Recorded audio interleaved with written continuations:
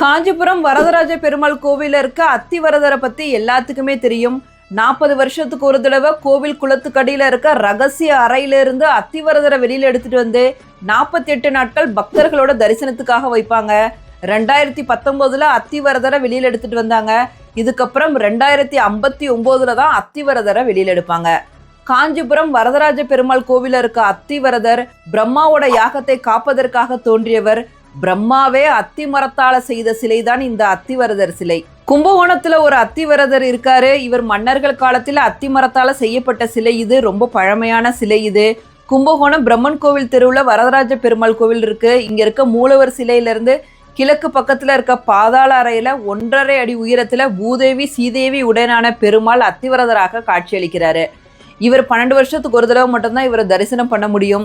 இந்த வருஷம் மார்ச் 1ஆம் தேதி இவர் வெளியில கொண்டு வரப்பட்டு மார்ச் 10ஆம் தேதி வரைக்கும் தரிசனம் தர போறாரு. அதனால கும்பகோணத்துல இருக்க அத்திவரதரை தரிசிக்கணும்னா மார்ச் 1ஆம் தேதியில இருந்து 10ஆம் தேதி வரைக்கும் தரிசனம் பண்ணலாம். அதுக்கப்புறம் பாதாள அறையிலே கொண்டு போய் வச்சிடுவாங்க. அதுக்கப்புறம் 12 வருஷத்துக்கு அப்புறம் தான் இவரை தரிசனம் பண்ண முடியும். இந்த வீடியோ கட்டாயம் மற்றவங்களுக்கு ஷேர் பண்ணுங்க. இந்த மாதிரி நிறைய டிவோஷனல் இன்ஃபர்மேஷனுக்கு நம்ம பேஜையும் ஃபாலோ பண்ணிக்கோங்க. ஓம் நமோ நாராயணா. அன்பே சிவம்.